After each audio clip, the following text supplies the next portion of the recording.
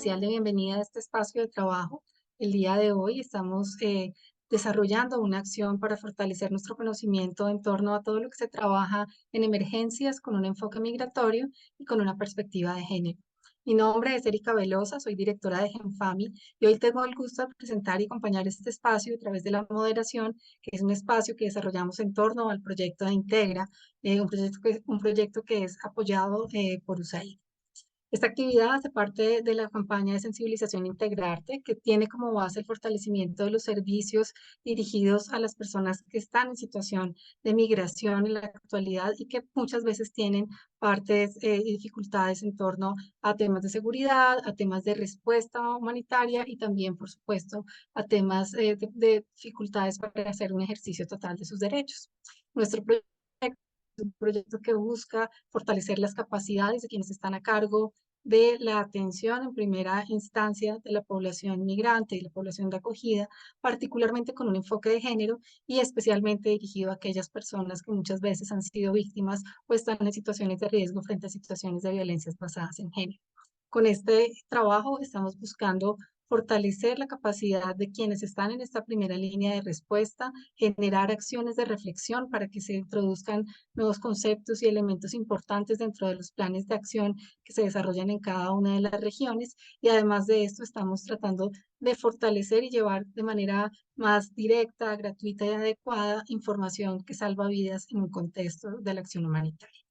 Entonces, el día de hoy vamos a estar trabajando en torno a una temática que es muy importante y que se trabaja normalmente en el contexto global y en el contexto del mundo, tratando de conectar cómo se dan las situaciones que muchas veces son emergencias, en contextos donde no solamente existe una situación que pone en riesgo a las poblaciones a través de la complejidad que implican, sino que también se trabajan desde un contexto de entender cuáles son estos retos que se dan en torno al desarrollo, retos que se dan en torno a las desigualdades, a las inequidades y cómo estas afectan a ciertas poblaciones en particular. Y por otro lado, toda una agenda que se trabaja en la actualidad frente a todo lo que tiene que ver con género, seguridad y paz. Colombia particularmente tiene un reto muy importante en este sentido y es un reto asociado a contar con escenarios donde contamos con situaciones donde históricamente hemos tenido retos en torno a la seguridad, la paz y a la perspectiva y a la mirada de género.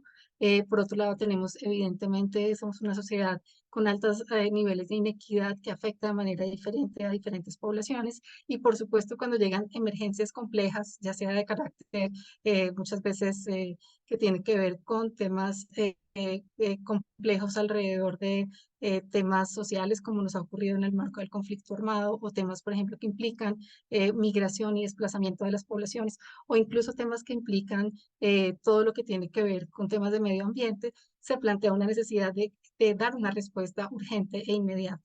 Y parte del ejercicio es poder entender cómo esta respuesta puede llegar de manera diferencial a estas otras poblaciones. Así que este triple nexo, que es seguridad y paz, que implica los temas de emergencia y los temas de desarrollo, es siempre un tema importante que tenemos que plantearnos, especialmente a nivel territorial, y entender cómo vamos a interactuar en estas situaciones.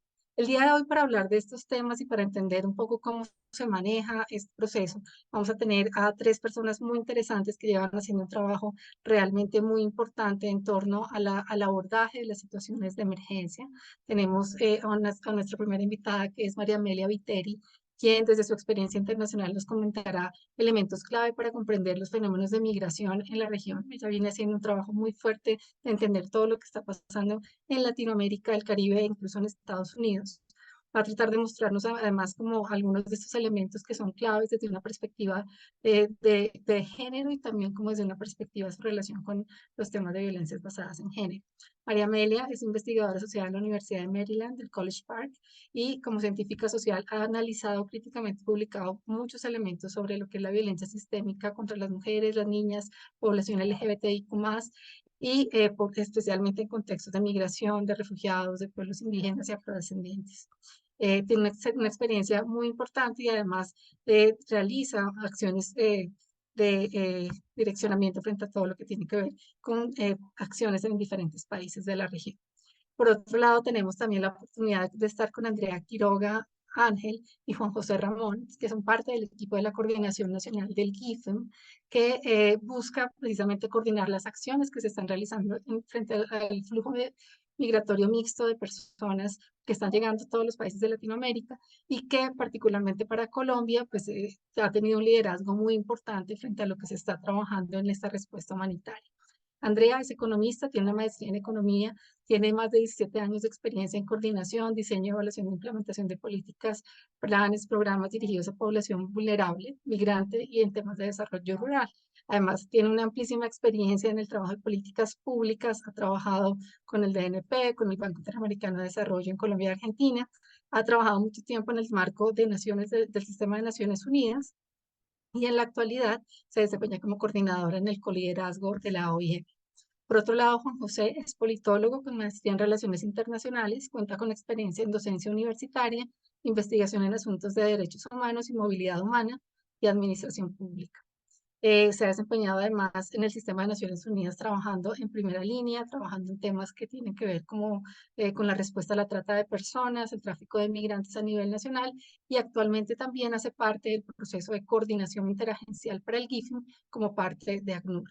Entonces, para nosotros es un gusto tener estas personas con tantísima experiencia, conocimiento, trabajo de respuesta en emergencias y que nos van a contar el día de hoy, particularmente parte de su experiencia y parte de algunas claves importantes que tenemos que tener en cuenta cuando abordamos estas temáticas y cuando se conjugan estos dos elementos de situaciones de emergencia que se dan en el marco de la migración.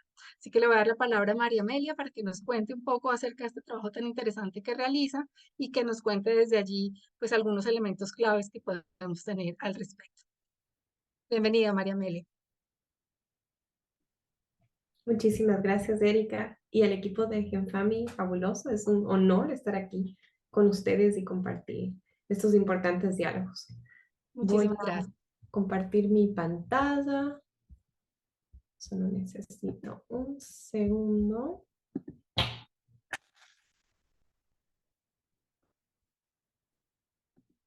Con eso empezamos. Me dejan saber si es que pueden ver la pantalla completa. Ahora sí, ¿no? Excelente. Bueno, entonces tomando enseguida de lo que comentaba Erika, hemos pensado que sería interesante darles como un overview de, en base a mi experiencia, tanto como científica, como también antropóloga aplicada, trabajando cercanamente en las políticas públicas, tanto en Estados Unidos como en América Latina, mirar cómo funciona lo que llamamos una mirada constitutiva entre cómo interactúan vulnerabilidades de riesgos. Por ejemplo, diferentes factores de riesgo. Ser una persona en situación de movilidad, lo mencionó Erika, uno de los principales. Cómo esa vulnerabilidad se exacerba o se amplifica si la cruzamos con identidad de género, si la cruzamos con, por ejemplo, orientación sexual, si la cruzamos con edad. Y también decidí incorporar una mirada reciente de una investigación que apoyamos, que mira con el Observatorio justamente de Democracia en Ecuador, que mira a temas relacionados con emergencia y el impacto de vulnerabilidades cuando hablamos de democracia. Y entonces les voy a dar como un pantallazo de cómo funciona de acuerdo a estas experiencias y sobre todo qué podemos hacer al respecto. Hablamos de que las emergencias exacerban todas estas formas de vulnerabilidades, desigualdades, inequidades y las personas afectadas por las emergencias causadas por desastres, por supuesto, van a tener, como sabemos, experiencias diferenciadas. Y entonces volviendo y aumentando ese abanico de vulnerabilidades, por ejemplo, la nacionalidad, van a ver Después, como un estudio que hicimos con Diálogo Diverso, específicamente muestra en contexto de pandemia una de las emergencias, ¿no es cierto?, más grandes que hemos tenido en los últimos tiempos, muestra cómo la nacionalidad interseccionada o relacionada con la identidad de género y la orientación sexual hicieron que las personas venezolanas en situación de movilidad en Ecuador tengan experiencias extremas, tanto de violencia como de crisis en términos de acceso a los servicios, no solamente básicos, sino a su propio bienestar. La perspectiva que proponemos entonces es una perspectiva que es lo que ya hace GEPAMI, hace la OIM, en fin, los diferentes organismos internacionales y ONGs de una u otra manera, que es cuál es la mejor manera de identificar, prevenir y mitigar estos riesgos para poder dar una respuesta. Para eso necesitamos determinar acciones y para esas acciones necesitamos saber cómo intervenimos en, por ejemplo, ideas sobre o incluso procedimientos sobre, lineamientos sobre las poblaciones que están en estado de emergencia, poblaciones de movilidad en estado de emergencia, de tal manera que, por darles un ejemplo, los procedimientos que a veces pueden ser como muy burocráticos, pueden ser un poco más ágiles para que su experiencia de vida y su dignidad esté por encima, por ejemplo, de diferentes procedimientos y de esta manera dar una respuesta en materia de emergencia. De esa manera, coadyuvar en la aplicación de políticas públicas que puedan, lo que buscamos, ¿no es cierto?, quienes estamos aquí es cómo logramos una equidad en términos de género, cómo logramos bienestar, cómo logramos reducir los riesgos y las vulnerabilidades, que además fomenten una participación equitativa y que aquí podemos tomar varias aristas. Reducir, minimizar, hasta evitar violencias basadas de género, por ejemplo, que pueden darse en distintos contextos, también qué impactos recurrentes existen en términos de desastres que pueden exacerbar la violencia estructural sistémica que ya existe, ¿no? Algo que vemos tanto como hacedores, como operadores de la política, como investigadoras, es sobre los cimientos de la desigualdad que ya vivimos en América Latina. Los desastres incrementan, amplifican, digámoslo así, esas vulnerabilidades y esas desigualdades, cómo, cuáles son las mejores formas de abordar para que esas desigualdades que ya están cimentadas de alguna manera no empeoren en casos de emergencia. Y aquí aumento otra variable que es súper importante, que es la de la edad. Por ejemplo, condiciones de niños y niñas, eh, mujeres en estado de embarazo, que van nuevamente otras condiciones de vulnerabilidad. Ahora, otros temas importantes, y voy a mostrar un cuadro conforme avanzamos, es, podemos tener dos enfoques para poder abordar esta multiplicidad de preguntas y respuestas en esta interacción entre esta diversidad de vulnerabilidades. Uno es un enfoque transversal, que por ejemplo, lo que hacemos es abordar las causas de las desigualdades.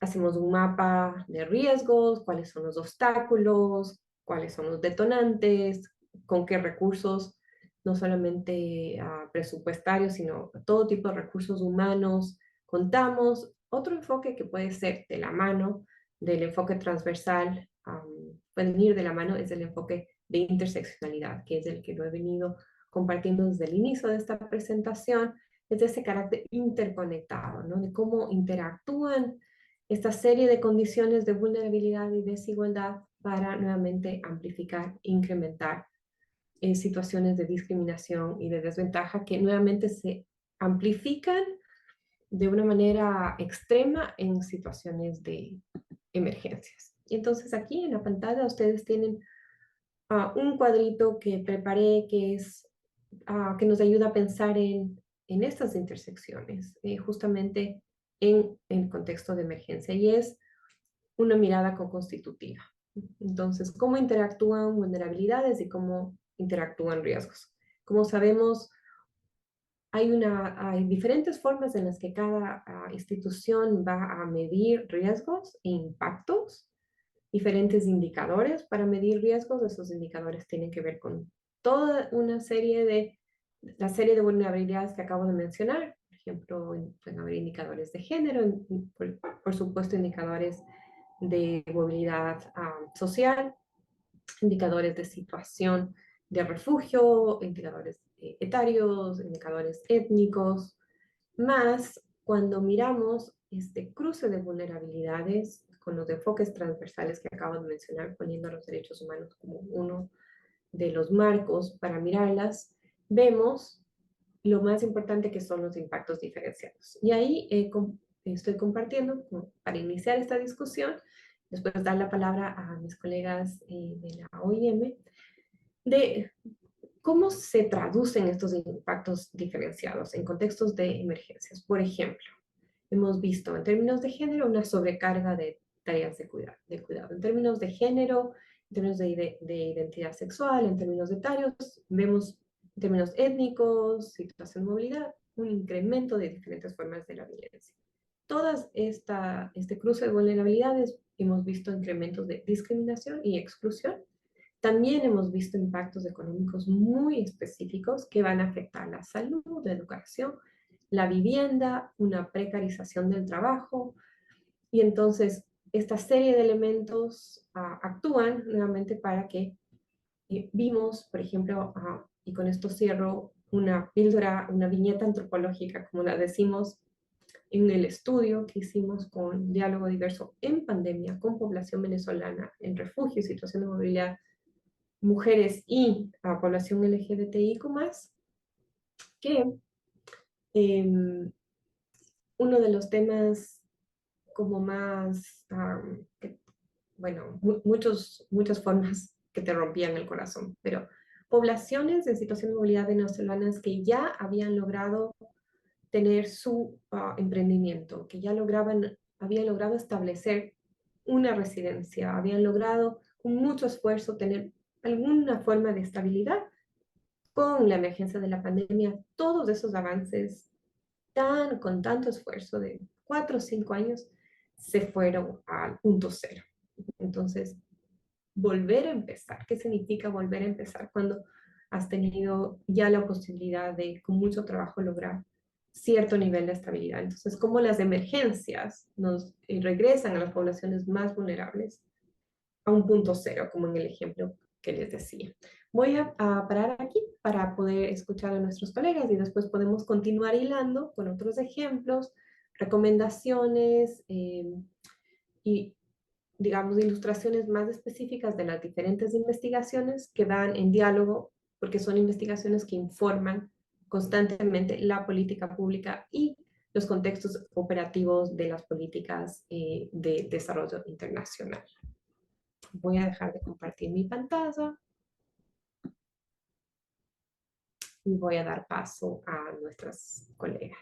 Sí, muchas gracias. Mira qué interesante esto que nos planteas, porque efectivamente es como el análisis que está detrás de toda la acción de emergencia que se lleva a cabo y sobre cómo debe amplificarse y desarrollarse. Y creo que nuestros colegas del GIFIM precisamente nos van a poder mostrar cómo eso que tú estás explicando termina anclándose en un ejemplo real de lo que pasa en Colombia. Así que Juan José y Andrea, bienvenidos, un gusto que estén con nosotras y pues bueno, tienen la palabra. Erika, muchísimas gracias. María Amelia, gracias también a ti por la intervención. Junto con mi colega Juan José, les damos las gracias por invitarnos. Como como representantes del equipo de coordinación, esperamos no sea esta no la última oportunidad que nos veamos. Nosotros tenemos profesionales expertos en muchísimos temas, así que pues a la orden desde el GIFEM. Queríamos empezar, Erika, en esta presentación contándoles un poquito qué es el GIFEM. A veces no se entiende muy bien esta plataforma de coordinación y aprovechando el público objetivo de este seminario, queremos explicarles un poco cómo surgió esta plataforma, cómo trabajamos en términos de territorio, en términos de sectores, para que, por supuesto, aprovechen la capacidad que tenemos en Colombia. Gracias, Laura. Si quieres, pasamos a la próxima. Bueno, les cuento un poquito, esto va a ser una presentación rápida, pero espero les quede un poco más claro nuestro deber ser y nuestro objetivo acá en Colombia. La plataforma R4D se crea por un mandato del secretario general Antonio Guterres, donde le da la responsabilidad a dos agencias de Naciones Unidas, en este caso a OIM y ACNUR, de coliderar, dirigir la respuesta regional a la situación de refugiados y migrantes en Venezuela. Esto ocurrió, como les digo, en abril de 2018, viendo el incremento de salidas de población de Venezuela, principalmente hacia Latinoamérica. En este momento la plataforma está conformada por 17 países de Latinoamérica y el Caribe. El eje central se maneja desde Panamá y el espejo de la plataforma R4D en Colombia somos nosotros, el GIFEM. El GIFEM es el Grupo Interagencial sobre Flujos Migratorios Mixtos, como les digo, es un coliderazgo entre OIM y ACNUR, por eso estamos aquí, Juan José y yo, cada uno desde nuestras agencias.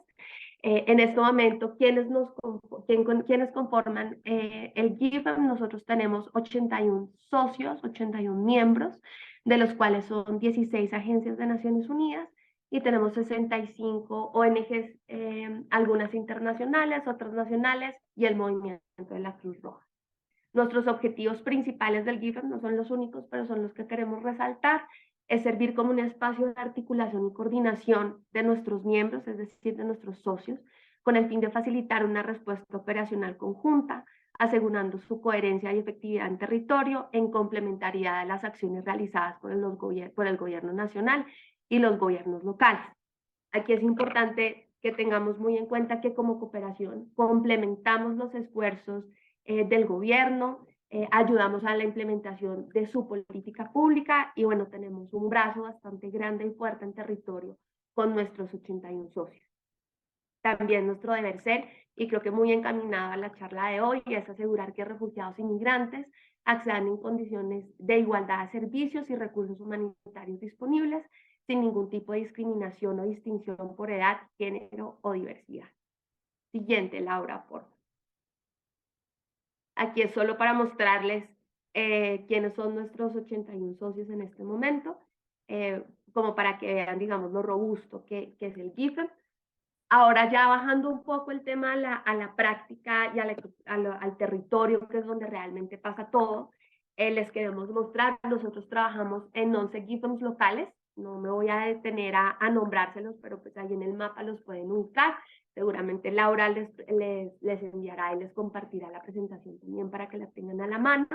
Nosotros tenemos 11 GIFEMs locales, no atendemos 11 departamentos, la idea es que algunos GIFEMs locales tienen responsabilidades sobre unos departamentos aledaños a donde está, digamos, ubicada nuestra gente en territorio, y en ocasiones cuando tenemos emergencias y no tenemos una oficina cercana, tenemos un equipo de despliegue que se mueve al territorio para mirar y apoyar los temas de emergencia.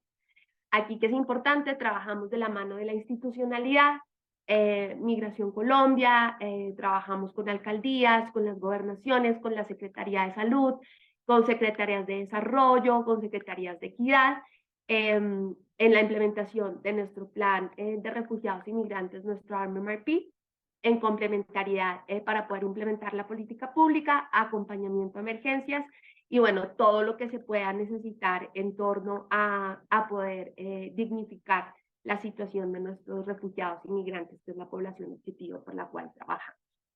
Siguiente, Laura, por favor. Ya con esto le paso entonces la palabra a Juan José. Gracias. Gracias, André. Hola, colegas. Bueno, gracias por la invitación. Continuando con lo que nos presentaba Andrea, esto es un poco la estructura sectorial del GIFEM, del Grupo Interagencial sobre Flujos Migratorios Mixtos. Como ya vieron en la diapositiva anterior, tenemos una estructura territorial o local en donde procuramos que justo allí en los municipios y en los departamentos sean donde se coordine la respuesta efectivamente.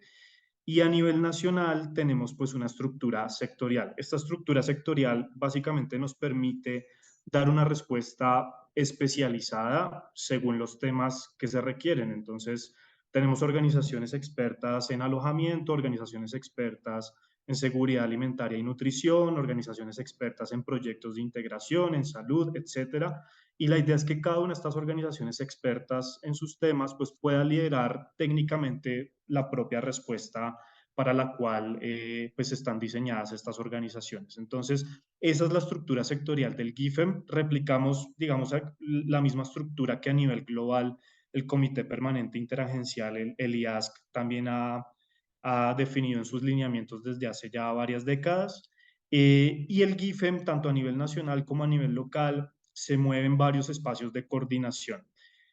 Básicamente la coordinación la intentamos realizar siempre con el objetivo último de poder dar una respuesta oportuna, de poder evitar la duplicidad en las atenciones, de poder dar una respuesta basada en necesidades, digamos, no basada en percepciones o en rumores o en lo que creemos que puede ser mejor, sino en información rigurosa y confiable. Y con esa información, pues nos movemos en varios espacios, ¿no? A nivel regional, ya ahorita Andrea comentó un poco que el GIFEM en Colombia es casi que el espejo a lo que es la plataforma regional en Panamá.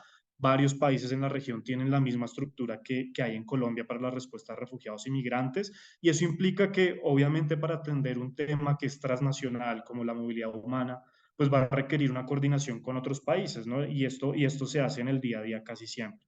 Panamá, Ecuador, Chile, Perú, el mismo Venezuela, siempre estamos en diálogos constantes y nuestros socios también con sus respectivas oficinas espejo en otros países. Nos coordinamos claramente con las organizaciones que conforman el grupo interagencial, como les decía, con el fin último de garantizar siempre una mejor respuesta, una respuesta más oportuna y basada siempre en necesidades. Nos coordinamos con otros espacios interagenciales. El GIFEM no es el único espacio de coordinación interagencial que hay en Colombia. Hay otros espacios también muy relevantes. Por ejemplo, solo voy a mencionar uno, que es el Equipo Humanitario País, cuyo mandato es coordinar la respuesta ante las necesidades asociadas al conflicto armado y a los desastres ambientales. Entonces, en un país como Colombia, vemos evidentemente en muchas ciudades y departamentos cómo población refugiada y migrante sufre afectaciones asociadas o al conflicto o a desastres. Y justo allí tenemos que estar muy coordinados entre los distintos espacios de coordinación interagencial, ¿no? Bueno, para no nombrar varios, ahí ya los pueden ver en las diapositivas, y con el gobierno de Colombia claramente, que es nuestra contraparte pues esencial en todos sus niveles, ¿no? A nivel nacional con Cancillería, Migración Colombia, a nivel local, ya también lo decía Andrea, las alcaldías son supremamente importantes y especialmente en situaciones de emergencia, que ya lo vamos a ver ahorita en la siguiente diapositiva. Siguiente, porfa, listo. Entonces, esa es la estructura del GIFEM. Como pueden ver en resumen, hay una estructura territorial y una estructura sectorial con el objetivo de poder dar una mejor respuesta siempre. ¿Qué es lo que sucede o lo que suele suceder en situaciones de emergencia cuando las respuestas que habitualmente se dan se desbordan por cualquier situación? ¿No? Las situaciones que comúnmente suelen ocurrir en el país o que han ocurrido por lo menos en los últimos 2 o 3 años tienen que ver principalmente con tres escenarios. Primero, un escenario de llegada masiva de población refugiada y migrante.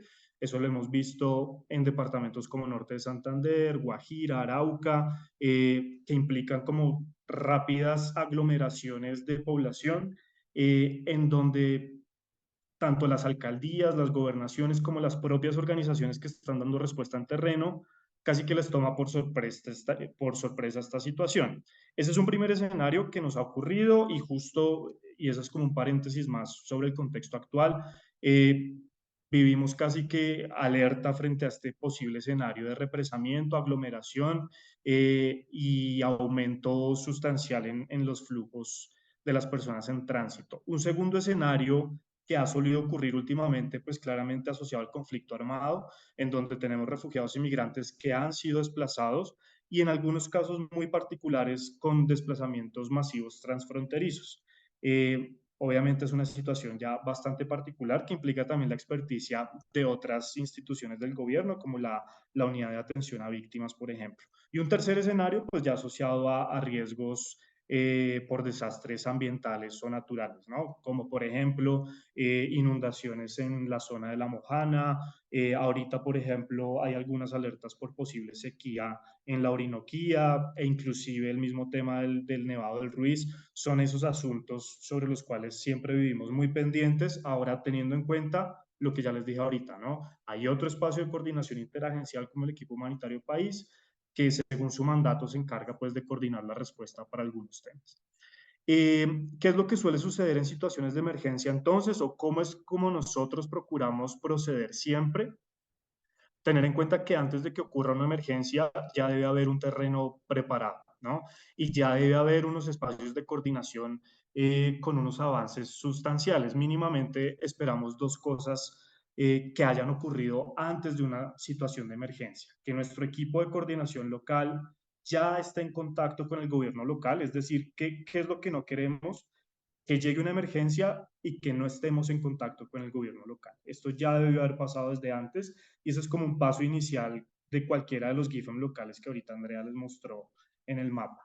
Y un segundo momento, tener listas herramientas. ¿Por qué es importante tener listas las herramientas? Porque desde el día cero de una emergencia, lo más importante es la información, unido a la coordinación, ¿no? Pero una coordinación sin información casi que no resulta provechosa. Entonces, lo más importante siempre va a ser tener información, información de calidad, información periódica e información socializada. Información de calidad, pues claramente porque nuestra respuesta tiene que estar basada en necesidades. Y si no sabemos cuáles son las necesidades, pues la respuesta seguramente no va a ser la más oportuna. Información periódica porque pues en un contexto de emergencia casi en cuestión de horas puede cambiar por completo el escenario, y lo que ayer era una necesidad o una brecha de respuesta quizás mañana ya no lo sea, ¿no? E información socializada, porque de nada sirve si, por ejemplo, yo puedo tener la mejor información del mundo, pero si la organización que tiene la capacidad, por ejemplo, para poner un comedor, para montar un alojamiento, no tiene la misma información sobre las necesidades, pues no se va a poder tampoco desplegar una respuesta oportuna, ¿no? Entonces, antes de una emergencia, indispensable que haya un contacto mínimo con el gobierno local, que ya hayan estado involucrados en algunos espacios de coordinación y que mínimamente sepan que ambas partes existen. Y un segundo momento de alistamiento de herramientas para poder tener la mejor calidad de la información posible. Ahora, durante una emergencia, si estos dos pasos anteriores se han hecho bien, pues seguramente se van a evitar como muchos inconvenientes de coordinación. Lo primero es poder durante una emergencia definir unos espacios periódicos de coordinación.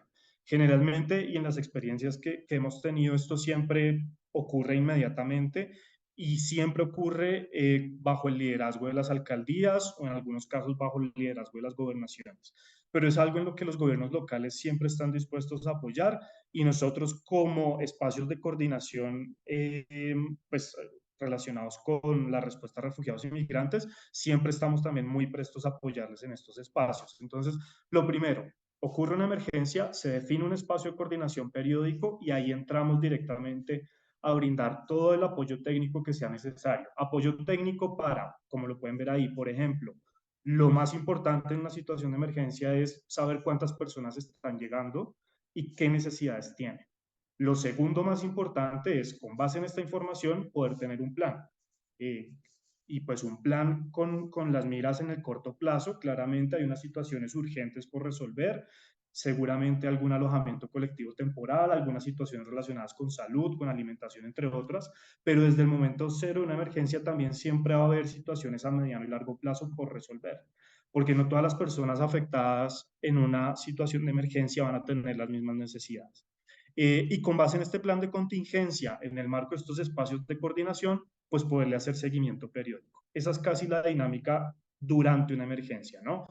Un espacio periódico de coordinación, apoyar técnicamente a los gobiernos locales, activar procesos de caracterización, contar con un plan de contingencia oportuno y hacerle seguimiento a este plan para identificar si persisten brechas de respuesta, si las capacidades son suficientes o no, y si eventualmente hay que activar algún socio externo o algún actor relevante externo que no esté presente en el territorio y que pueda contribuir a cerrar esta brecha de respuesta.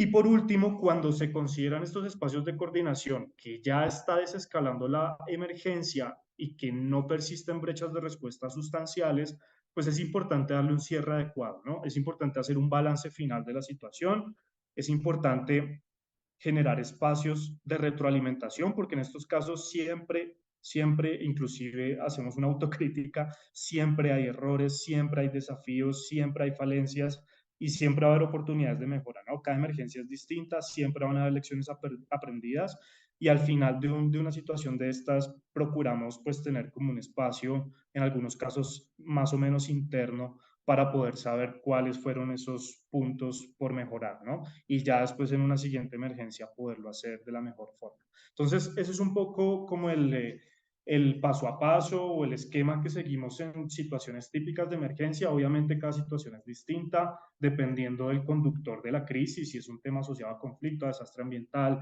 a aumento masivo de población en tránsito, cualquiera que sea, todas van a ser distintas, ¿no? Pero bueno, seguro ya habrá algunos comentarios frente a eso. Eso es por nuestra parte. Bueno, fíjate qué importante el trabajo que ustedes están desarrollando realmente en el país, porque están haciendo un acompañamiento, particularmente en estos diferentes retos que tienen los diferentes territorios, ¿no? Sabemos que no están en todo el país, pero sí están ubicados en unas zonas estratégicas que tienen unos retos impresionantes históricos en temas de desarrollo, otros que son históricos también en torno a los retos de seguridad y paz que ha manejado el país y otros asociados pues a todo flujo migratorio mixto, todo lo que tenemos que ver con desastres naturales. Entonces, por supuesto, ustedes, su campo de acción es muy amplio y como lo decía ahorita María Amelia, pues en efecto, seguramente ustedes tienen que estar haciendo un ejercicio de identificar cómo llegarle a cada tipo de población y cómo desarrollar acciones que salven vidas, porque esa es un poco la mirada de trabajar en emergencias, pero también a la vez que planteen cómo tomar en cuenta estas diferencias regionales. Entonces, en ese sentido, me gustaría preguntarles, digamos, ¿cuáles consideran ustedes que son estos retos a los que se enfrentan, particularmente cuando están trabajando en una lógica de emergencias, pero además con una especificidad en poblaciones que están en movimiento, que están en tránsito, o poblaciones que son migrantes, que están en procesos de asentamiento? Entonces, no sé si tanto Juan José, Andrea y María Amelia tienen algún comentario sobre, digamos, esos retos que ustedes consideran fundamentales.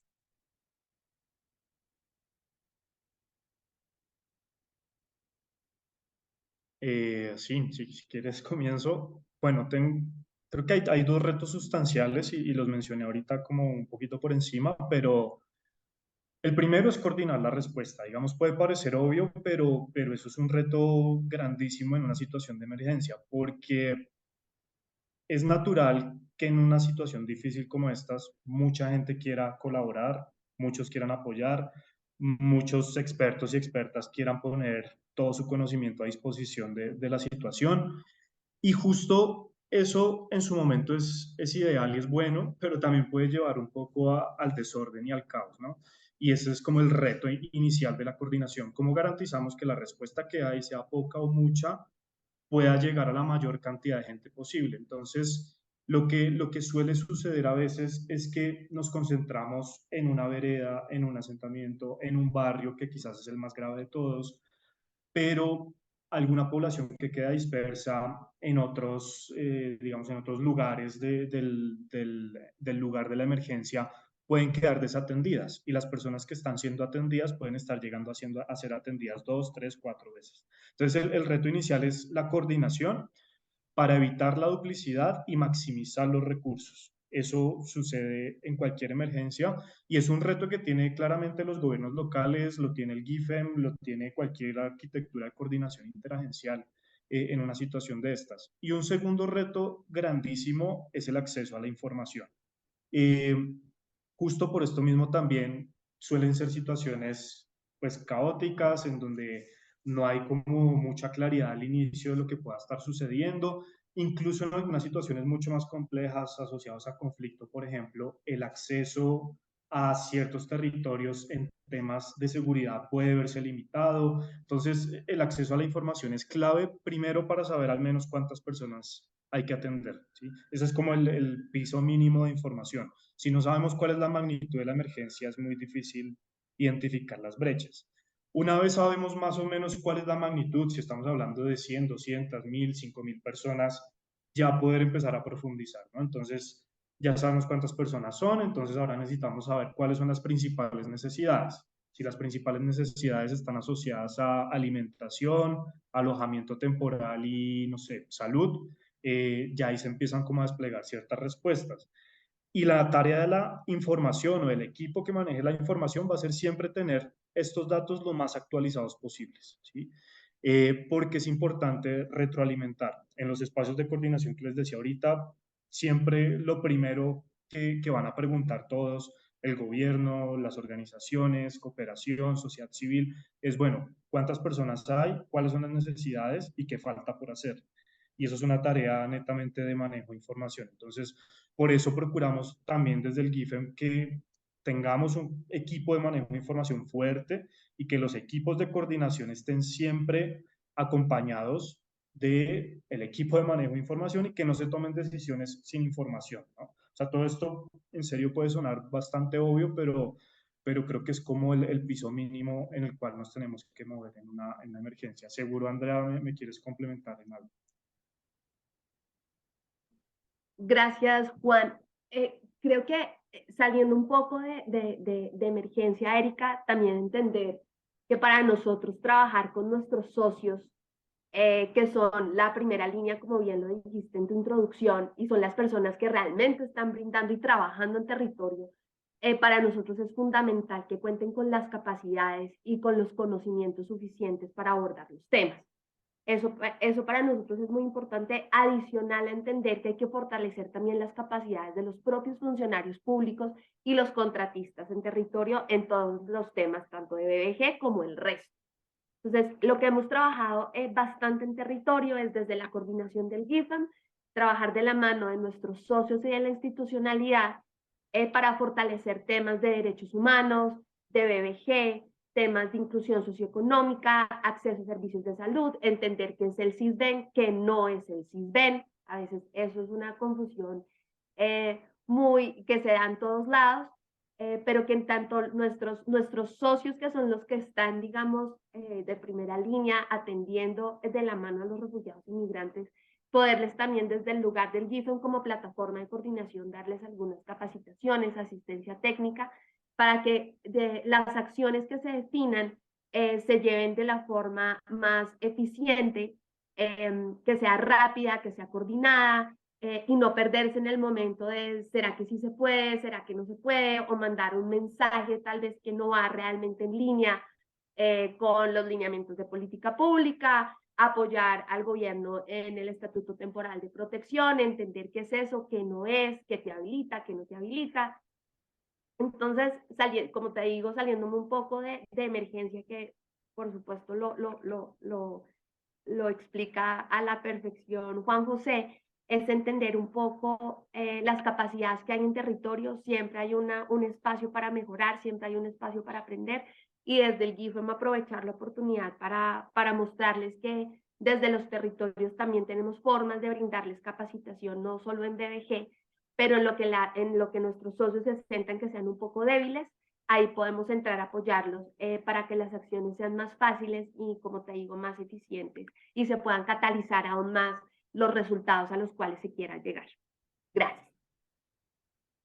Claro, fíjate que ahí hay un tema muy interesante y es cómo está conformada esa arquitectura humanitaria, ¿no? Que ya ustedes nos han contado de cómo funciona desde el punto de vista gubernamental, cómo conectan ustedes como agencias de cooperación, cómo eso conecta con organizaciones que están trabajando en acción humanitaria, que son estos 81 socios de quienes ustedes nos hablan. Pero además de eso también hay un elemento interesante que desde las organizaciones sociales estamos viendo con frecuencia, y es que hay unas organizaciones de base comunitaria que muchas veces están en las zonas y que necesitan también estos procesos de formación y capacitación en torno a poder garantizar y entender cómo pueden jugar ellas en este mundo de la acción humanitaria y cómo pueden desarrollar también acciones de información, de capacitación, de acompañamiento que salvan vidas, ¿no? Muchas veces tenemos organizaciones de mujeres líderes que son quienes en primera instancia llevan la ayuda, llevan el agua, hacen la protección, acompañan a los niños, ayudan a las personas que están enfermas, y muchas veces todavía no alcanzan a llegar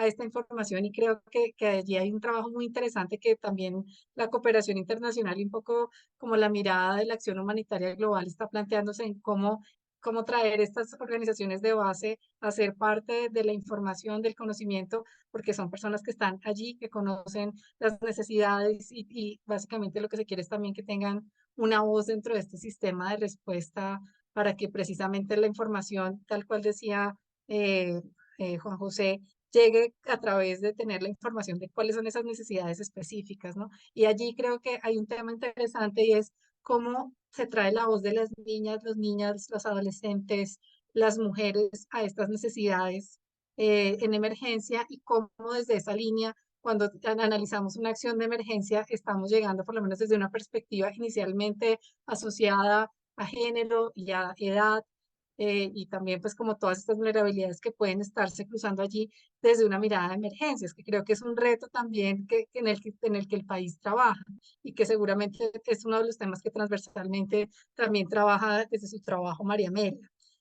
¿Cómo lo ves tú, María Amelia, en esa lógica de lo que tiene que hacerse como en esta línea de introducir este tema con esa mirada de esas necesidades particulares?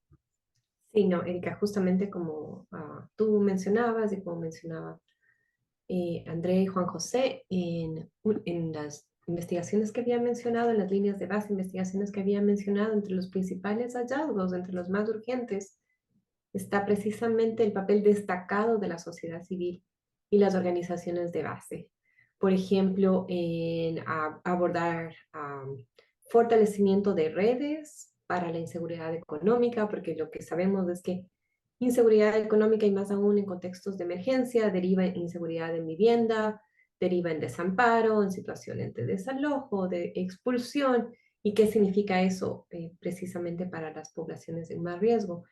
Y gracias también por volver a mencionar a las niñas, porque otro de los factores que no lo mencionamos al inicio, pero que son factores extremos de vulnerabilidad en casos de emergencia, como sabemos, es, por ejemplo, la trata y tráfico de niñas y de adolescentes y de mujeres. Entonces, esas prácticas de mercados ilegales que son absolutamente trágicas, por decirlo menos, nuevamente se magnifican en contextos de emergencia. Entonces, ¿qué podemos tener en su lugar para disminuir, evitar, mitigar estas otras formas de violencia contra las niñas, adolescentes y mujeres?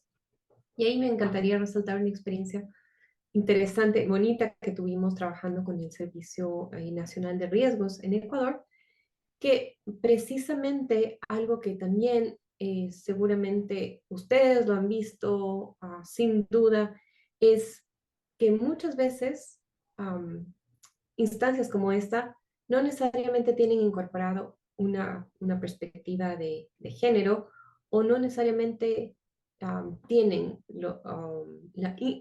institucionalizado aún o en sensibilización tampoco en procedimientos cómo se trabaja tanto internamente dentro de la institución, ¿no es cierto?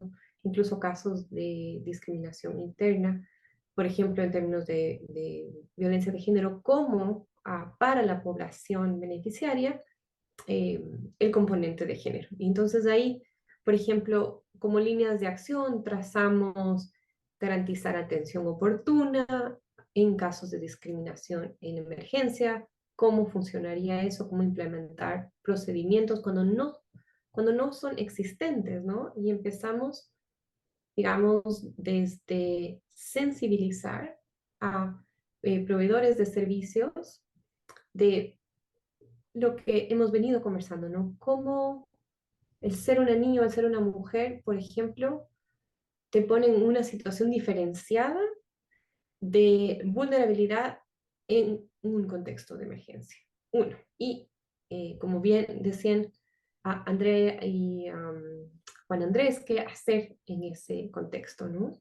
Otro, bueno, todo el tema de capacitación y sensibilidad que lo acabo de mencionar, y también promover una transversalización de una política de prevención, atención, por ejemplo, en temas de género en este caso, y algo que es muy importante, que sabemos que siempre es un reto, tener los recursos económicos, o sea, además de la voluntad política, además de toda esta serie de institucionalización de la prevención de violencias en contextos de emergencia, en las instituciones que no tienen ese enfoque, los recursos necesarios para que esto sea viable, porque como ustedes conocen muy de cerca, siempre en nuestros países estamos un poco luchando, y más aún en las emergencias, y peor después de la pandemia, por recursos. Es decir, hay una escasez de personal para poder abordar una magnitud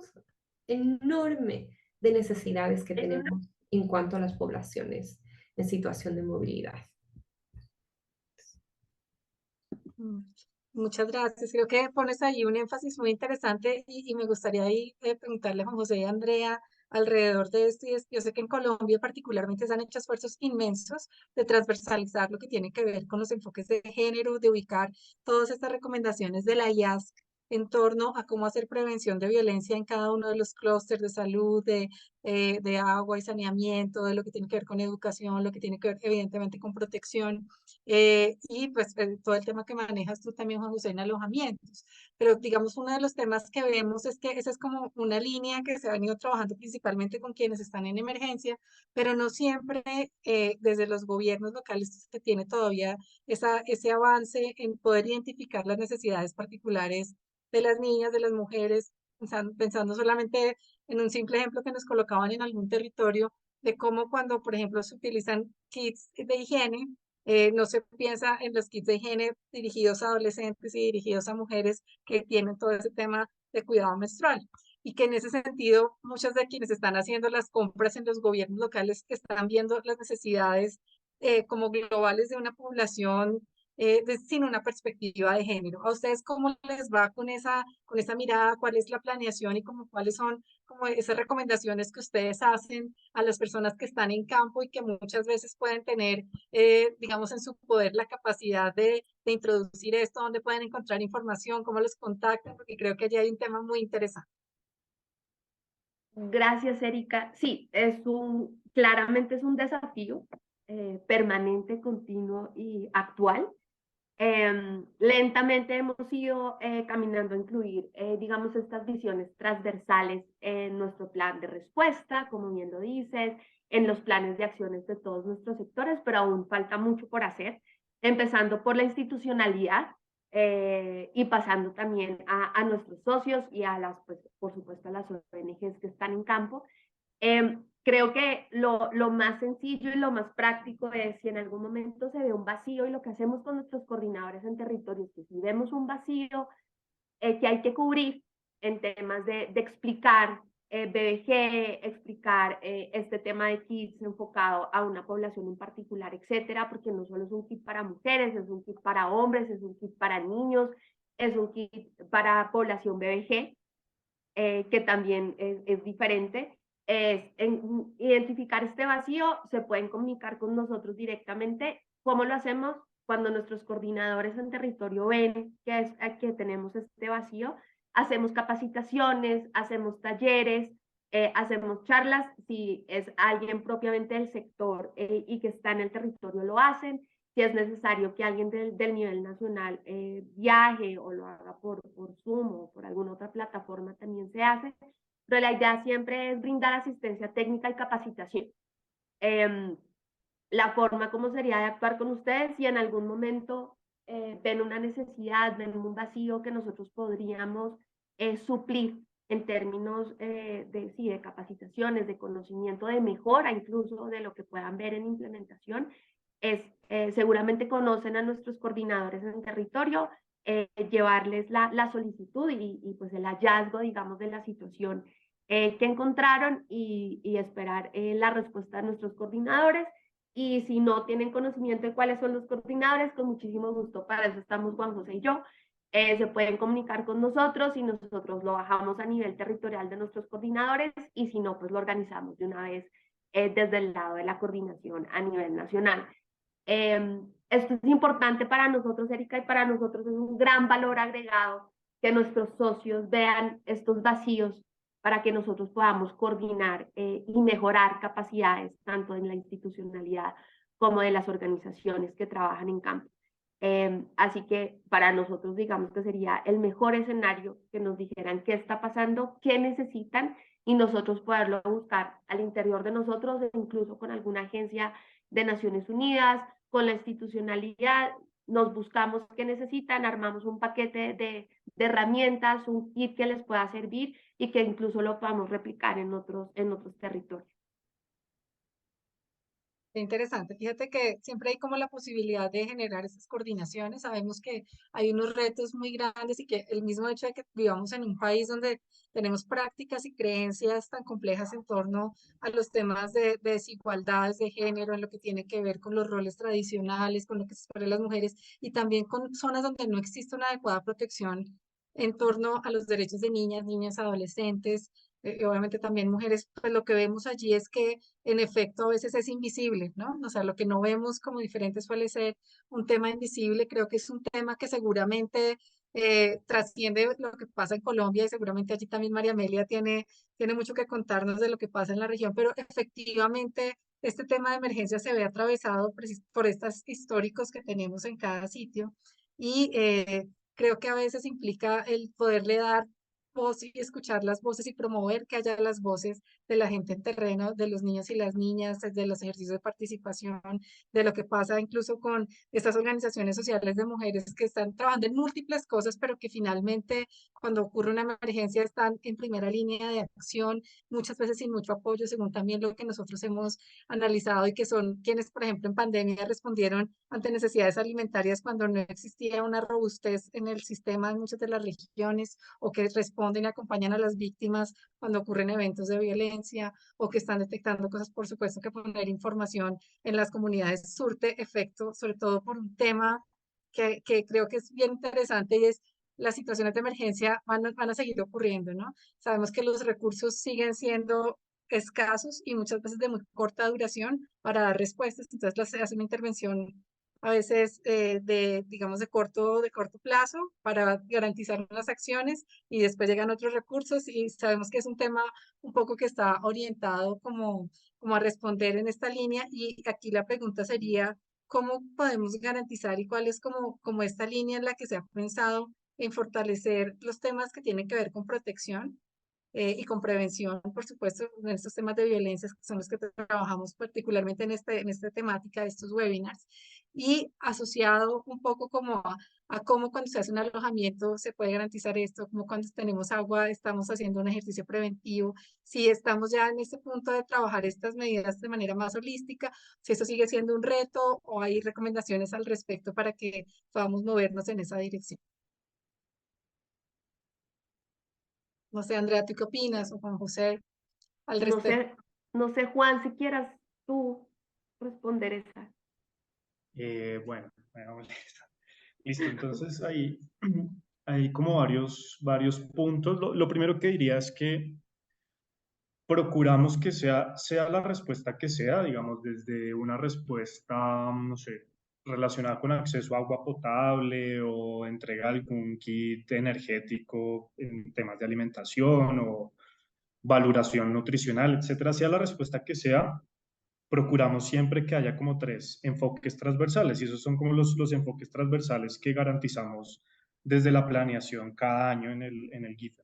Que haya un enfoque de género, que haya un enfoque medioambiental, porque también sea la respuesta que sea, va a tener un impacto medioambiental, y que haya un enfoque también de desarrollo, sea la respuesta que sea. Desde la entrega de un kit se le debe apuntar al menos a un cambio de comportamiento en el mediano y largo plazo, ¿sí? Si yo estoy entregando un kit de higiene, no es entregar el kit de higiene y ya, sino mínimamente cambiar unos hábitos de higiene a través de un kit de higiene, por ejemplo.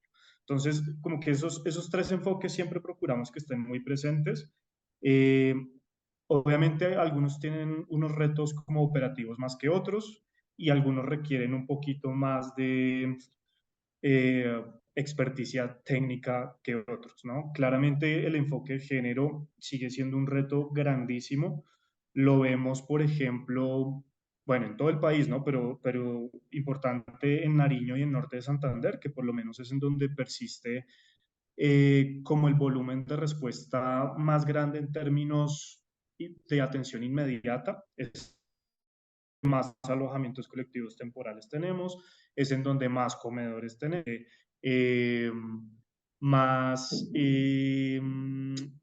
atenciones relacionadas con una vocación de permanencia, digamos, en el corto plazo, eh, que no es lo mismo que hay, por ejemplo, en Barranquilla, en Bogotá, en Cartagena, en donde cada vez más hay una población con el ánimo de quedarse en un mediano y largo plazo. Entonces, en estos departamentos se han identificado retos sustanciales, al menos en 3 vías. O sea, lo que procuramos es que los socios, todos los socios, sea lo que sea que hagan, sepan hacer al menos 3 cosas. Prevenir un caso asociado a violencia basada en género, identificarlo oportunamente y remitirlo adecuadamente. Mínimamente eso. Lo estamos viendo puntualmente en la ruta norte de Santander, en donde se están reforzando estas capacidades, especialmente en el tema, por ejemplo, de trata de personas. Y eso tiene que ver mucho con la complementariedad que podemos darle a los gobiernos locales. ¿Hasta dónde podemos llegar nosotros? ¿No? Podemos prevenir, podemos identificar y podemos remitir, ¿sí? Y casi que nuestra responsabilidad procuramos que se restrinja a esas 3 acciones. Eh, digamos que ya el detalle ahí me puedo extender muchísimo, pero mínimamente esos 3 Claro, temas, claro. ¿no? En un alojamiento es un Pero ejemplo clarísimo. En un alojamiento, por ejemplo, hay el chance de poder interactuar con los beneficiarios durante un día, 2 días, 3 días, 5 días. Hay alojamientos incluso de 15 días, de un mes. Y durante ese tiempo va a haber también una oportunidad de hacer una intervención muy profunda en algunos temas, ¿no? Siempre hay chance de identificar casos graves, se han identificado casos de trata de personas, se han identificado casos de violencia sexual en contextos familiares, por ejemplo. Como se han podido identificar oportunamente, se han remitido oportunamente a las alcaldías y a las gobernaciones. eh, y en eso, digamos que por lo menos los alojamientos, en el caso de Norte de Santander y Nariño, están muy, muy dispuestos a hacerlo siempre. Sí, eso por ahora. es que interesante, muchas veces creo que efectivamente también evidentemente muestra cómo hay por parte pues también de la acción de emergencias que ustedes están coordinando un cuidado y pues evidentemente una visión casi como también focalizada sobre estas problemáticas que sabemos son bastante complejas. María Amelia, a mí me gustaría que tú de pronto, yo sé que el trabajo que tú realizas no solamente como investigadora, sino como gestora también de temas que tienen que ver con desarrollo y emergencias en toda Latinoamérica, te han llevado a también entender cómo funciona esto y cómo se están dando estos retos también en otros países. Y de repente qué cosas pueden ser muy interesantes que se están haciendo y que son como recomendaciones importantes frente a este tema. No sé si nos puedas contar un poco al respecto. Creo que esa mirada también nos resulta a todos muy interesante. Claro que sí, Erika. Bueno, muchísimos obstáculos, pero también muchas lecciones aprendidas y quizás para mí y para los equipos con los que he trabajado, las organizaciones con las que he colaborado, creo que, porque siempre es bueno también irnos con algo positivo, ¿no? Como qué podemos hacer en estos contextos de grandes retos. Y eso positivo es la importancia de fortalecer las redes ya existentes y o fortalecer el establecimiento de nuevas redes para las poblaciones en situación de movilidad y refugio. Ah, porque son esas redes las que hemos visto en cada una de las experiencias de investigación, política pública, elaboración de prácticas institucionales, las que a la final van a sostener la vida de las personas en situación de vulnerabilidad. Y hay una palabra clave, es dignidad. Las redes que solidarias, las redes y pueden ser redes de sociedad civil, puede ser la red de la vecindad, puede ser redes más amplias, por ejemplo, con los organismos internacionales, ONG, es decir, unas redes en escalas, ¿no? Desde lo micro hasta lo macro, pero realmente funcionan para poder mantener y o devolver la dignidad a mujeres y no solamente, bueno, hemos hecho énfasis en mujeres por la exacerbación de violencias de género, pero todas las personas en situación de movilidad y de vulnerabilidad. También algo importantísimo es esta recopilación de información desagregada, ¿cierto? Porque como sabemos, no tenemos suficiente información y esa información puede ser un obstáculo para poder diseñar con mayor exactitud las necesidades diferenciadas de las personas en situación de emergencia y vulnerabilidades exacerbadas. También lo que hablábamos antes, cómo integramos esta mirada de género, por ejemplo, en los programas de reducción de riesgo de desastres. Entonces, riesgo de desastres y emergencia, como el ejemplo de Colombia, con una mirada integral, una mirada interseccional, que a su vez específicamente cuente con nuevamente las necesidades específicas diferenciadas de las niñas, las mujeres, y también si ampliamos, ¿no es cierto?, como un ejemplo que les daba de las poblaciones LGBTI, cómo continuamos sensibilizando sobre el tema. Para mí ese es otro de los temas clave, la sensibilización sobre la importancia de trabajar desde una perspectiva de empatía, desde una perspectiva de la dignidad. ¿Qué significa eso cuando estás en el campo directamente trabajando con poblaciones que viven en esta situación de extrema eh, falta de bienestar, básicamente, ¿no?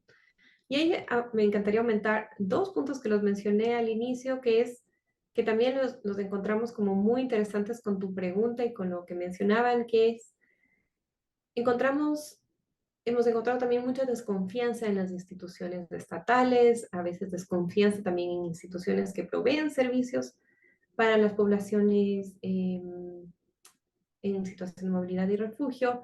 Y entonces, ¿qué significa eso? ¿Cómo podemos fortalecer, por ejemplo, que esta es una investigación que encontramos específicamente en Ecuador y que se la va a replicar en algunos países en América Latina? Esos bajos niveles de confianza en la institucionalidad, que es una característica, por ejemplo, de la región andina. ¿Cómo cambiamos eso? ¿Qué se puede hacer para que las personas, la población meta, vuelva a recuperar esa confianza? ¿Qué pasa cuando esa confianza, esa desconfianza está anclada en la misma sociedad civil, que es la que tiene que comunicar sobre los beneficios, los procedimientos a una población en situación de refugio? Estoy pensando en formas de revictimización que se han encontrado en procesos, cómo se usa la información confidencial. En algunos casos pueden haber formas de represalia, por ejemplo, sobre todo poblaciones que están en frontera. Sabemos que están en otros niveles, frontera, y en situación de desastre y emergencia, pues ya tenemos otras formas de retaliación que también habría que considerar en este sentido. Y entonces, otro de los factores habilitantes, como puede ser este factor de mecanismos de cuáles serían los vínculos entre revictimización, qué efectos de impactos puede tener esta falta de confianza y qué nos dice eso en términos de derechos humanos. Y ahí creo que el trabajo que está haciendo Genfami es fabuloso, por decirlo menos, porque es justamente un puente entre las diferentes organizaciones y las diferentes voces y las diferentes accionarios para que haya una mejor integración y asegurarnos que nuevamente las poblaciones beneficiarias en sus diferentes retos, y los retos que cada uno tenemos en nuestras funciones para poder mejorar la vida de las personas en situación de movilidad y refugio, que podamos considerar siempre la dignidad, digamos, como uno de los principales derechos humanos y qué obstáculos estamos teniendo específicamente para esa dignidad, más allá de todas las otras intervenciones, ¿no es cierto?, que son ultra importantes, Más nuevamente, lo que más venimos escuchando es la importancia de la dignidad, la pertenencia, y nuevamente ahí recalco la belleza, la bondad, la importancia de las redes de solidaridad. Qué bonito y además qué interesante, digamos, esto como rescatas y conectas esto que implica la dignidad humana, que es de hecho, pues, parte de lo que estamos como tratando de rescatar constantemente en estos procesos de formación que estamos trabajando, y es cómo todas las intervenciones que hacemos son intervenciones reparadoras, ¿no? Cuando una persona, y hemos tenido unos webinars muy interesantes alrededor de las afectaciones psicosociales, de los impactos que implica la migración, de los impactos que se implica en la emergencia, y cómo de alguna manera se pierden tantos factores de protección que hacen que las personas están pasando por un momento emocionalmente complejo, y cómo un trato digno, igualitario, cuidadoso, reparador, es capaz de como de reconstruir y cuidar en un momento de mucha fragilidad a las personas, ¿no? Que es ese centro que está allí, como de que efectivamente si hay un momento en el cual se requieren acciones de cuidado intensificadas, es en este donde hay tanta vulnerabilidad, ¿no? Entonces, qué bonito que lo traes, y que por otro lado traes esta conexión de lo social, ¿no? Muchas veces para las comunidades de acogida suelen tener mucho más claras sus redes de apoyo. Y en algunas zonas tienen unas afectaciones, por ejemplo, hablábamos de Arauca, y de cómo, por ejemplo, Arauca es una zona con unos retos de seguridad muy complejos que hace que las redes tengan que ser mucho más cuidadosas, un poco también por su propia autoprotección, pero muchas veces son las poblaciones migrantes que llegan y que desconocen estas redes y que pierden sus redes, ¿no? Sus redes de acompañamiento, sus redes de apoyo, sus redes de referencia. Y en ese sentido, obviamente, trabajar con un enfoque de emergencia desde una mirada de la migración implica, y cómo garantizamos esta dignidad y este cuidado implica como una acción aún más reforzada, precisamente porque estas personas están por fuera de su contexto, ¿no? ¿Cómo lo han pensado, digamos, nuestros colegas del GIFIM? ¿Están trabajando en esta pregunta? ¿Cómo lo trabajan cotidianamente? Me parece interesante conectar este mundo de lo técnico y de lo práctico, porque es en la vida de las personas donde estamos haciendo estos esfuerzos. No sé, Juan José, Andrea, de repente, ¿cómo se lo han planteado ustedes y cómo están ustedes favoreciendo esta entrada, esta mirada de la migración? También como con ese ejercicio que menciona María Amelia de cuidado, de fortalecimiento de la dignidad, del trabajo con las redes, y desde esta lógica que sabemos que es la solidaridad y que implica que todos quienes trabajan además en emergencias tienen una serie de condiciones que favorecen precisamente estas condiciones.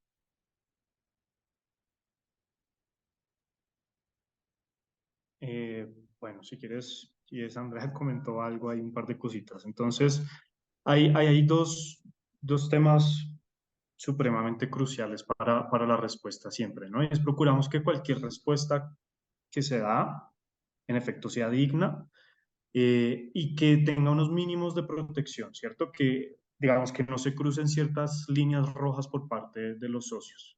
Y en eso procuramos siempre ser muy, muy insistentes, y obviamente hay como todo un apoyo de un equipo dedicado a eso, de un equipo dedicado, por ejemplo, al tema de explotación y abuso sexual por parte de personal humanitario, cómo lo estamos ayudando a prevenir, cómo estamos garantizando que todos nuestros socios tengan una política interna frente a este tema.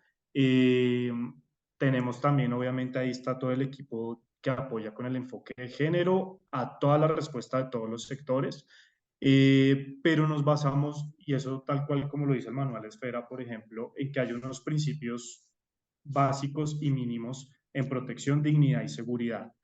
Eh, y en ese sentido también procuramos que cualquier respuesta esté orientada, sobre todo en población en tránsito, esté orientada a la reunificación familiar y a evitar la pérdida de redes de apoyo, ¿no? Entonces, por ejemplo, les voy a poner solo un ejemplo. Cuando empezó todo el tema bueno, realmente eso lleva años, ¿no? El flujo del movimiento mixto por Centro y Norteamérica a través de la subregión del Urabá, pero desde que entramos con un GIFEM local, que fue hace casi un año, la primera respuesta que se desplegó allí fue restablecimiento de contactos familiares, porque casi que la principal necesidad que se identificó desde lo que sabíamos de Nariño, Cauca, Valle del Cauca, por toda esa ruta, era que había familias en tránsito que estaban fragmentadas y que necesitaban cuanto antes saber al menos el paradero de sus familiares. Entonces, esa fue como la primera respuesta que se activó masivamente en Necoclí,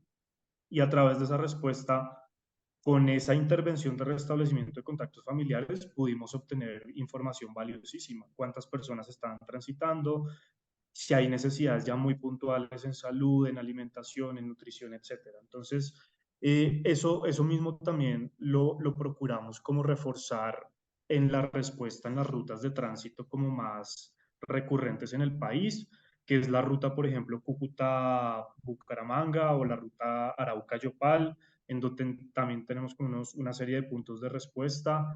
Y pues siempre tenemos socios como muy pendientes a identificar inclusive niñez no acompañada o separada, que es también otro gran tema. Entonces, junto con los sectores de protección, con el apoyo del ICBF, con las autoridades administrativas como comisarios o defensores de familia, nos apoyamos mucho también para, sobre todo, atender al tema de la niñez no acompañada o separada. Y en algunos casos, eventualmente, como en Villa del Rosario, por ejemplo, esto es solo como para dar algunos ejemplos puntuales, en Villa del Rosario, pues llegó a haber un alojamiento especializado para niñez no acompañada o separada, obviamente avalada por el ICBF, en donde los casos eran remitidos por comisarios y defensores de familia, y teníamos los socios expertos en protección, expertos en niñez y expertos en alojamiento, casi que sirviendo como hogar de paso, ¿no? Y entre ellos y ellas ahí ayudaban a restablecer contactos, a reunificar familias, bueno. Casi ese es un ejemplo como en el que mostramos que también, como dice María Amelia, ¿no? La dignidad está en el centro de todo, procuramos que haya restablecimiento de contactos siempre, siempre, y esa principalmente es la estrategia de salida de los alojamientos colectivos temporales, e inclusive también en transporte humanitario. Evitamos dar una respuesta a algunos casos en donde no sabemos si, por ejemplo, la persona quiere llegar a Cali, necesita transporte humanitario, pero no sabemos qué va a hacer en Cali, no sabemos si alguien lo va a recibir en Cali, si va a tener alguna oportunidad laboral, si su familia está en Cali. Bueno, todo ese trabajo detrás de la gestión de casos es algo muy importante que hacen los socios, por lo menos en el ejemplo que les pongo en transporte humanitario, ¿no? Eh, eso por mi parte. Fíjate que va mostrando ahí es el trabajo que se hace desde la acción humanitaria, que ya está diseñado para hacer un poco de esta manera. ¿Y qué pasa por otro lado con el tema de las entidades por ejemplo, nuestros colegas que seguramente estarán viendo este espacio, que son quienes están en primera línea, muchas veces en modo institucional, ¿no? Y cómo a veces puede que no estén tan conectados y cuando reciben una persona que es migrante por cualquier tipo de servicio que tengan que prestar, a veces no pueden tener esta información de cómo conectarla a esta red de servicios que ya tienen y creo que es bien válido y bien importante mostrar que existen acciones que se pueden realizar y conectar, que de pronto no tiene la institucionalidad local, pero que de repente a través de de esta arquitectura de Naciones Unidas, de socios implementadores, de socios y organizaciones sociales que están en campo, posiblemente se pueda conectar para brindar algunos apoyos, ¿no? Porque realmente allí es donde está como el punto crítico, ¿no? En Colombia particularmente ha ocurrido que mucha de la acción de respuesta a la población migrante inicialmente se ha dado por Naciones Unidas e inicialmente se ha dado más estructuradamente por esta respuesta humanitaria. Se ha ido avanzando evidentemente en unos temas de regularización, se ha ido avanzando en unos temas también de acceso a servicios, pero que todavía sigue siendo un reto y tenemos una gran población que está en tránsito, moviéndose hacia abajo en forma ascendente, quedándose por un tiempo en tránsito, por otro tiempo asentados. Entonces seguimos teniendo una situación que es bastante móvil y que implica una flexibilidad también por parte de la institucionalidad. ¿No te parece, Andrea? Ahí, Erika, digamos que el llamado sería para la gente que está en territorio que identifique si hay un GIFAM local, si hay una coordinación GIFAM. Usualmente lo que nosotros tenemos son las plenarias, allí nos vemos con nuestros socios, siempre hay una plenaria mensual de nuestros GIFAMs locales, pero pues desconociendo un poco los que van a ver este webinar sería: identifiquen el GIFM local si hay, si tienen dudas, si definitivamente no lo han escuchado, no han sido invitados a reuniones, etcétera, por alguna razón. También pueden mirar si se está reuniendo el sector, que son nuestros socios que trabajan en unos temas en particular, el sector de WASH, el sector de educación, etcétera. Y si de alguna manera no encuentran en territorio, no han escuchado, se pueden comunicar con nosotros, con Juan José o conmigo, y nosotros les podemos remitir la información si hay GIFM local, que hablen con los coordinadores GIFM. Si no, como te digo, nosotros también tenemos forma de llegar a los otros territorios, y de allí podríamos mirar conjuntamente cómo se puede apoyar y cómo se puede fortalecer a estas organizaciones. Pero ahí el llamado es identificar si la plataforma está presente o no, digamos, físicamente. Y de allí partimos en qué podemos ayudar y fortalecer desde el GIFM, tanto a nivel Y territorial como a nivel nacional. cuando ustedes no están en la zona, también y pueden hacer acciones de coordinación, generan algún apoyo o solamente donde están ubicados actualmente. Mira, intentamos hacer de todo un poco. Te digo, por ejemplo, tenemos un GIFM Costa Caribe, que están, digamos, situados en Barranquilla, pero atienden los 3 departamentos de Costa Caribe. Tenemos un GIFM Cesar, que es chiquito, pero atendemos todo el departamento de Cesar. Tenemos GIFM Norte de Santander, que por supuesto solo atendemos esas 2 personas, solo el coliderazgo atiende solo Norte de Santander, pues ya te imaginarás la cantidad de trabajo y desafíos que hay allí. Entonces, nos movemos como va ocurriendo y de acuerdo a la dinámica que se va presentando, y pues como te digo, no somos un formato cuadriculado de si podemos, no podemos, sino encontramos la forma. No tenemos presencia en Neiva, no tenemos presencia en Ibagué, pero sí tenemos reuniones, hacemos fortalecimiento con la institucionalidad, atendemos emergencias, como bien te lo ha comentado Juan José, así que digamos que todo es dinámico y nada está escrito. Nuestro principio es trabajar por nuestros socios con la sociedad civil y poder ayudarles de alguna manera frente a coordinación, asistencia técnica o ayudándolos a encontrar, digamos, lo que necesiten, un socio, implementador, etcétera. Para eso estamos nosotros como plataforma, digamos.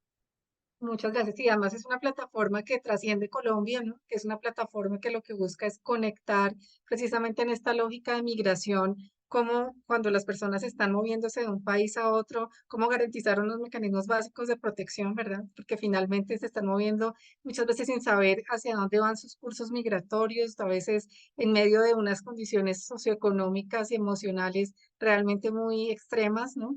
Y en ese sentido, pues un poco como que siempre el llamado es a que tengamos una consideración especial en el marco de cómo garantizamos esta acción con dignidad, con solidaridad, con apoyos que permita bueno, que reciban un acompañamiento y que su tránsito, por lo menos en ese marco de esa migración, sea lo más seguro posible, ¿no? Bueno, ya como para finalizar, a mí me gustaría pedirle a cada uno de ustedes que, teniendo la mirada desde la emergencia, desde su conocimiento, ¿qué cosas le recomendarían ustedes a las personas que estén viendo este webinar alrededor de dónde poner el foco de lo que van a estar trabajando, dónde poner el foco de la información? Sabemos que esto fue un paneo muy general y que cada uno de ustedes es experto en temas muy profundos, pero que han sacado este tiempo para contarnos como un pedacito de todo esto que ustedes consideran importante. Así que me gustaría que dejaran un par de minutos cada uno como de plantear qué consideran ustedes que es vital, importante que tengamos presente. María Amelia, pues tu mirada es también más de política pública, también hacia dónde podemos direccionar. Hay gente que va a estar viendo esto y que toma decisiones. Y por otro lado, también frente a lo que son temas prácticos. Entonces, no sé si comenzamos contigo, María Amelia.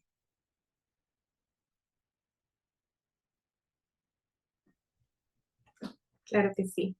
Y entonces, un poco volviendo, como hilando todo lo que hemos venido hilando, el principal es que exista la voluntad política para aquellas instituciones que aún no tienen este enfoque integral de prevención de las violencias basadas en género, lo puedan incorporar, tanto a nivel institucional, y eso implica a nivel presupuestario también. Y asegurar que esas políticas sean, como nos contaba Juan José, en el caso de Colombia, sean tanto internas, políticas internas, como a nivel externo en relación con las comunidades de acogida. Uno, dos, siempre voy a hacer énfasis, ¿no es cierto? Y ahí no solamente la antropóloga en mí, sino la educadora en mí, en la importancia de lo que mencionabas, Erika, y bueno, hemos venido conversando, el tema de sensibilización, de capacitación, de poder proveer herramientas muy específicas de empatía, de cuidado, de atención, de cómo funciona, por ejemplo, la salud mental de una persona que está en una situación de emergencia y de desplazamiento forzado y por refugio, cuáles son algunos, ¿no es cierto? Yo no soy psicóloga, soy antropóloga, más como una cajita de herramientas y esa red de referencia que mencionabas también, Erika, tenerla muy a la mano. Y añadiría también nuevamente lo que hablábamos con ustedes cuando una persona se desplaza de su lugar de residencia a otro por diferentes razones. No hemos podido profundizar en situaciones de desplazamiento forzado por ejemplo, cambio climático, y este ya es un tema y va a seguir siendo un tema en las siguientes décadas, cómo su red de apoyo inmediato se ve completamente fracturada. Entonces, cómo uno de los roles de las diferentes organizaciones estatales, civiles, ONGs internacional, son las de procurar restablecer alguna forma de red de apoyo solidaria. Entonces, las organizaciones, los grupos de mujeres, organizaciones barriales en frontera, que ya están haciendo ese trabajo, poder fortalecer ese trabajo y amplificarlo hacia la población en situación de movilidad. Esos serían como mis 4 puntos muy puntuales, muy específicos. Todos requieren de organización y también de coordinación, presupuestos, ¿no es cierto? Porque si no, el alcance es menor. Pero incluso hemos visto que con presupuestos limitados, cuando hay voluntad y cuando se traza un plan de acción específico donde nuevamente se pone la dignidad de las personas en el centro, hay experiencias muy exitosas y muy, muy bonitas, muy humanas de cómo se puede reducir digamos, no solamente el estrés, sino la falta de bienestar de las personas en situación de movilidad y de refugio. Muchísimas gracias, qué importante. Y pues además que nos has dado una visión bien amplia y además introdujiste un tema que es el tema de cambio climático, que sabemos que es el tema para los próximos años también. Mil gracias. Andrea y Juan José, no sé si quieren como cerrar ustedes también su intervención con algunas recomendaciones importantes. Sí, Erika, yo quisiera mencionar otra vez, creo que he sido muy reiterativo con el tema de la importancia de la información. Y es que creo que el mensaje más relevante acá es que no hay una respuesta buena si no hay información buena. Y sin información no hay nada que podamos hacer. Si normalmente, digamos, en una situación de no emergencia es difícil tener información oportuna, actualizada, disponible al alcance de la mano de todos y todas, pues en una emergencia es aún más difícil, pero es lo más importante que hay, ¿no?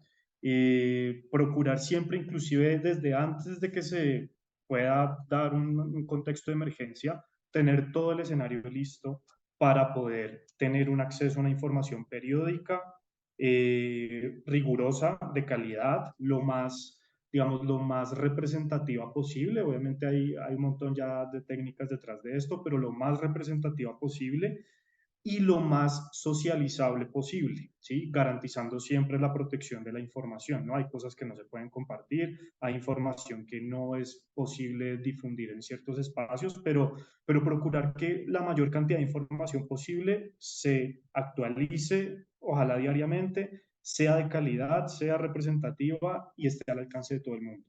Si se cumple mínimamente eso, creo que hay un gran paso de coordinación.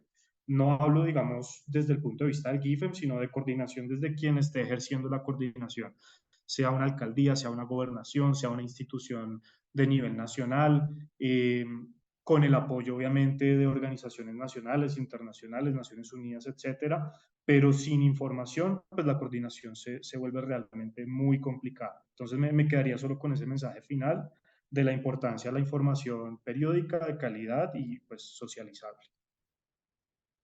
Muy importante también. Muchas gracias, Andrea. Erika, para cerrar y para complementar a Juan José, y otra vez lo mismo que dice Juan, qué pena por ser tan reiterativa, yo creo que también una acción clave y estratégica es el fortalecimiento de capacidades.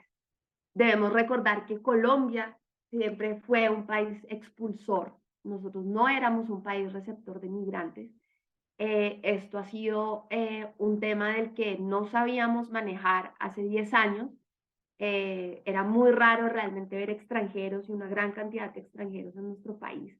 Así que todos hemos aprendido estos últimos años a ser un país de acogida, a ser un país donde tenemos migrantes, donde tenemos refugiados, donde hemos tenido que aprender todos de la mano. Así que creo que el fortalecimiento de capacidades es clave a nivel institucional, a nivel de las organizaciones, a nivel de Naciones Unidas, y me refiero a las personas que estamos en ello. Creo que realmente no conozco mucha gente que haya trabajado en temas de migración a lo largo de su carrera, y este tema de cambiar Colombia a ser receptor ha sido un desafío muy grande desde el gobierno nacional, con su primer COMPES humanitario, hasta las propias alcaldías y las organizaciones que están en terreno. Así que hemos aprendido bajo la marcha, tenemos bastantes desafíos, y creo que el fortalecimiento de capacidades, el conocimiento, compartir lecciones aprendidas, compartir modelos que funcionan, también modelos que no funcionan. Es importante tener una red de distribución de conocimiento en el país, donde nos podamos fortalecer digamos, en poder dar una respuesta adecuada, coordinada y eficiente. Y algo que mencionó María Amelia y con lo que yo quisiera cerrar es, creo que el principio es no revictimizar. Creo que salir de un país es muy fuerte. Tomar la decisión de caminar países, tal vez sin un rumbo o teniendo solo un contacto en un papel, perder zapatos, que los núcleos familiares no estén unidos, que los niños queden en un lado, los papás en otro, mujeres embarazadas. Creo que todos hemos visto caminantes en el país y nos duele a todos el corazón. Creo que el principio rector de nuestro trabajo, desde la persona que está en campo hasta nosotros que estamos en coordinación un poquito desafortunadamente más alejados, que no quisiéramos porque creo que todos quisiéramos seguir en terreno, es no revictimizar, entender un poco la situación y siempre atender con el corazón y desde un lugar de empatía. Y teniendo empatía, creo que todo se puede manejar, y darles el trato que se merecen por vivir una coyuntura humanitaria tan fuerte. Gracias. Así es, muy importante también. Yo creo que ha sido como un espacio de muchas reflexiones. Cada uno de ustedes ha planteado unos temas que casi que toca volverlo a escuchar y digerirlo porque sabemos que va mucho más allá y está teniendo pues como mostrándonos un camino para seguir desarrollando cosas. Muchísimas gracias por plantear estos elementos tan importantes que quien solamente quien ha trabajado en emergencias, quien solamente se ha metido como a trabajar y entender cómo funciona esto, puede como apoyar a los demás para poderlos ver, ¿no? Y en ese sentido, pues muchas gracias por habernos acompañado en este espacio, presentarnos el trabajo tan interesante, tan lleno de conciencia que cada uno de ustedes está desarrollando desde cada una de las organizaciones en las que se encuentran. Muchas gracias por compartirnos también estas formas de visión y esta información que ojalá sea semilla para que quienes nos escuchen quieran seguir fomentando y conociendo cómo mejorar sus capacidades y sus habilidades y su conocimiento frente a las poblaciones con las que están trabajando y para las que están trabajando.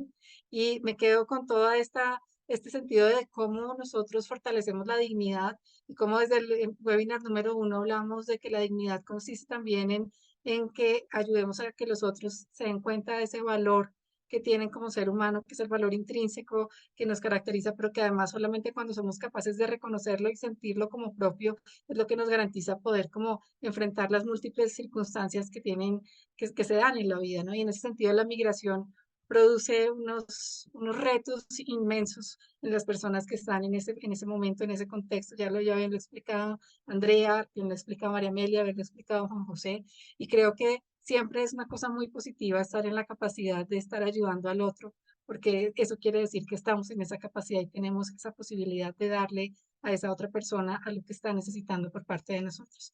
Así que siempre como que exploramos esta idea de dar lo mejor desde lo mejor que tenemos en un momento en que la persona requiere un ejercicio de cuidado y de apoyo, porque es un momento en que su vida en realidad lo plantea de esa manera. Así que les le agradezco mucho pues, a todos mis colegas de GenFami, a mis colegas del GIFIM, a María Amelia también por haberse unido también desde Washington. Para nosotros es siempre muy importante tener estos espacios. Gracias por unirnos a esta causa. Esperamos tenerlos nuevamente, ahondando más en conocimiento y pudiéndolo compartir con todos nuestros colegas en terreno. Gracias María Amelia, gracias Andrea, gracias Juan José.